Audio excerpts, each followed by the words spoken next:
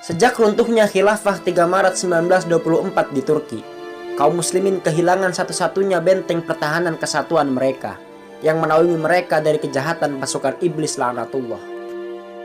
Setelah itu, kaum muslimin dikotak-kotakan menurut teritorial, kebangsaan dan bahasa mereka masing-masing. Meredupnya kekuatan jamaah, disusul lenyapnya askariyah dan terus menyasar sampai ke akidah. Akhirnya kaum muslimin dikekang, dilecehkan dan dibatasi ruang geraknya. Bahkan tak hanya itu, mereka dijejali racun yang membuat lumpuh aliran iman menuju pembuluh, memutus urat takwa dan menyumbat jalinan ukhuwah Islamiyah. Racun itu bernama perpecahan.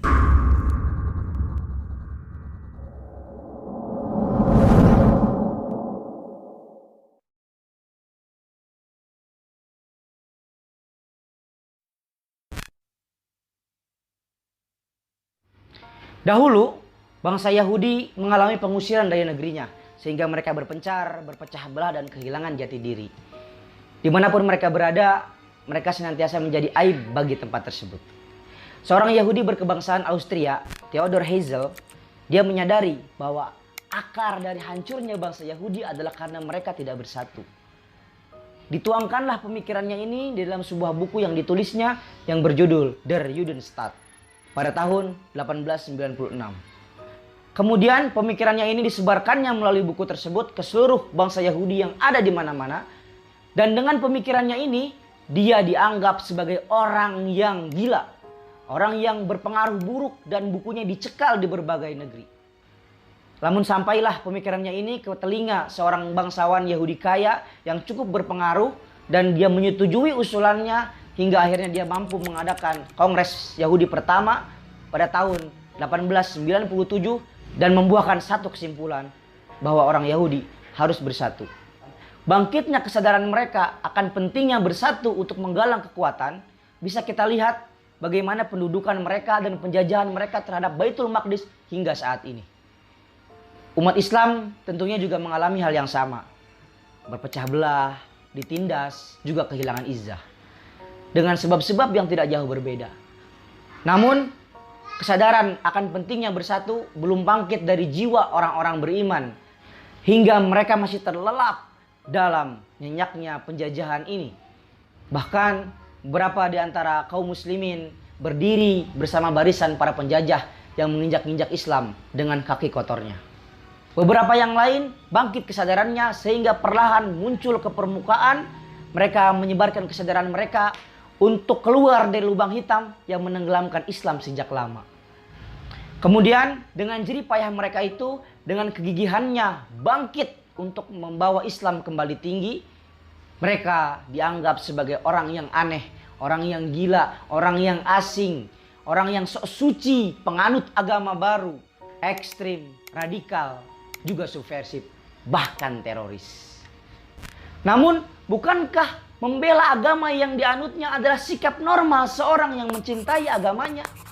Lantas siapa yang mau bertanggung jawab di hadapan Allah atas syariatnya yang dicampakkan, atas tumpahnya darah kaum muslimin, atas jauhnya umat dari ajarannya sendiri? Butuh berapa banyak bukti nyata lagi untuk membangkitkan kesadaran kita bahwa Islam lemah tanpa persatuan? Bukankah orang Yahudi tidak lebih baik daripada kita yang Allah anugerahkan kepada kita Al-Quran dan Sunnah? Namun mereka berhasil sadar. Dan kita masih terjajah. Mau sampai kapan?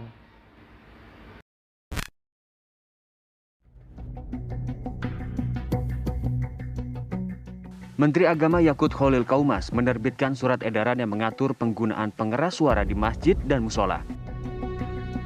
Aturan ini tertuang dalam Surat Edaran Menteri Agama Nomor 5 Tahun 2022 tentang pedoman penggunaan pengeras suara di masjid dan musola.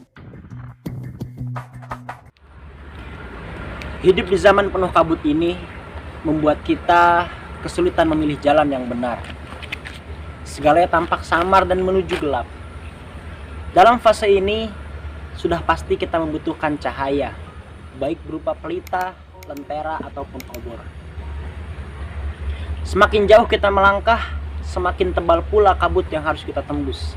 Sehingga kita akan menyadari bahwa cahaya yang harus kita gunakan adalah yang paling benderang dan tahan lama. Sekilas kita mendapati mayoritas kaum muslimin masih menggenggam Islam mereka. Bersama ritual ibadah, mereka memakmurkan masjid, mengumandangkan azan, juga mengadakan pengajian. Namun ketika diajak untuk menegakkan din, diajak menuju persatuan dan meninggalkan perpecahan, mereka menolak. Kemudian berstatement, bukan Islam seperti ini yang kami inginkan. Loh, bukannya Rasulullah juga menegakkan din? Bukannya Rasulullah juga bersatu? Bahkan Rasulullah berjihad. Tapi mengapa ada statement Islam yang berbeda sedangkan Rasulnya sama? Ini adalah kabar yang disampaikan oleh Rasulullah SAW 14 abad yang lalu. Yahduna bi ghairi hadi wa yastannuna bi ghairi sunnati. Mereka mengambil pedoman bukan dari pedomanku dan mengambil sunnah bukan dari sunnahku. Ta'arifu minhum wa tunkir. Kalian mengetahuinya dan kalian akan mengingkarinya. Merasa imannya cukup dengan duduk mengaji, padahal izah Islam tidak terlihat. Merasa imannya paling sempurna, padahal banyak syariat Islam yang tidak berjalan. Semangatnya gigih dalam mengikuti pedoman, tapi pedomannya di luar pedoman Rasulullah SAW. Karena cahaya yang digunakan bukan cahaya Al-Quran dan As-Sunnah, ia tak mampu menembus kabut dan padam di tengah kegelapan. Semakin tebal kabut itu, semakin mereka benar-benar tersesat, sehingga mereka akan diseru oleh suara-suara baru, du'atun ala abwabi jahannam. Hadirnya para penyeru baru di atas pintu-pintu neraka jahannam. Para ulama-ulama su dan dai durjana generasi Bal'am yang akan mengajak mereka menuju api neraka jahannam. Man ajabahum ilaiha qadzafuhu fiha. Barang siapa yang menjawab seruan itu, maka dilemparkan ia ke dalam api neraka jahanam. Cahaya mereka redup dan tak mampu melihat hakikat kebenaran, sehingga mereka menjawab seruan itu dan mengikuti seruan itu, dan akhirnya mereka benar-benar tersesat. Keadaan umat saat ini tentu sangat jauh terbelakang dari umat Islam sebelumnya. Saat tidak ada yang menjamin hak mereka sebagai orang beriman, menjadikan kondisi umat yang sangat rapuh, rentan dan mudah ditunggangi. Kemunduran-kemunduran ini adalah suatu hal yang disadari, namun kemudian hanya berakhir dalam muhasabah dan sharing antara satu individu dengan yang lainnya. Mungkin juga dikaji dan ujungnya tetap duduk mengaji. Ulama besar negeri ini, Allahu yarhambu yahamkah, dalam kitabnya Tafsir Al-Azhar, beliau menulis, apabila ada sebuah keyakinan untuk mengatur masyarakat yang lebih baik dari Islam, maka kafirlah orangnya walaupun dia sholat.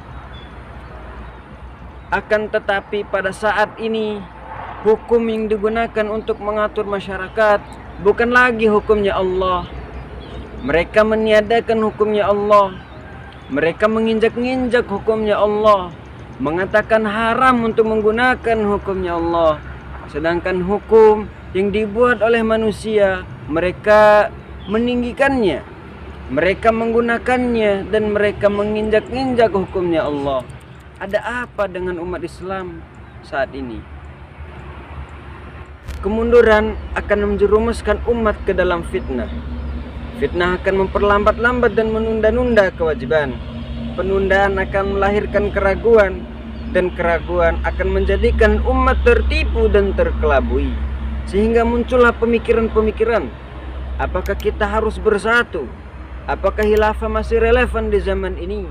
Apakah Islam akan kembali berjaya di muka bumi ini? Pendapat-pendapat yang melemahkan berputar dalam lingkaran masyarakat yang beriman dan tak pernah hilang.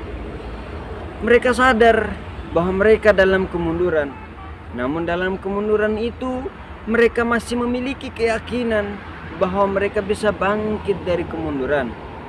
Keyakinan adalah suatu hal yang mampu mencapai tahap diperjuangkannya harta dan nyawa. Maka ketika keyakinan itu hilang, apalagi yang kita perjuangkan?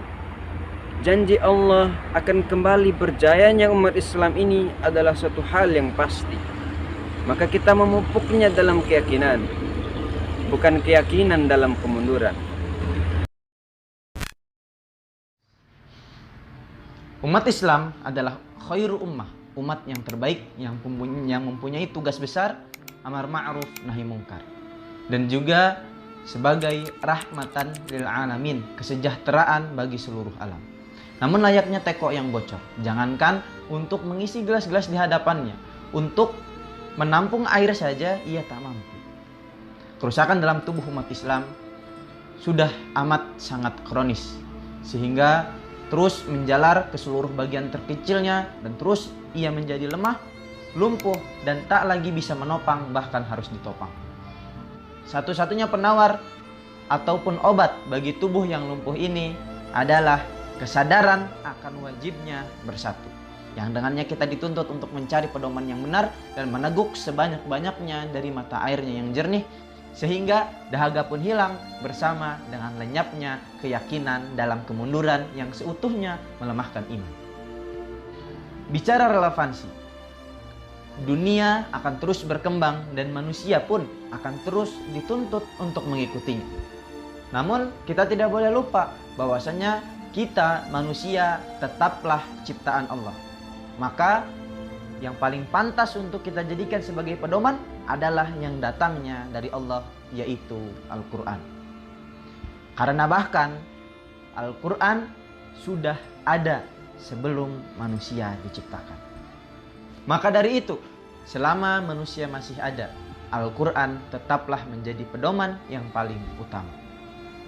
Dan hanya ego manusia yang dibutakan oleh akidah ragu dan tipuan dunialah yang beranggapan bahwasanya Al-Quran tidak lagi memberikan petunjuk. Rasulullah Shallallahu Alaihi Wasallam berpesan, "Taraktu fikum amroini lan tadillu ma tamassaktum bihima, kitab Allah wa sunnati Nabi."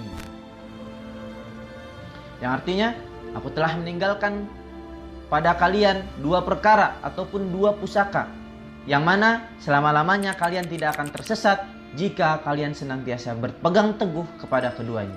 Kitabullah Al-Quran wa sunnah nabihi Muhammad sallallahu alaihi wasallam. Sunnah nabinya Nabi Muhammad sallallahu alaihi wasallam.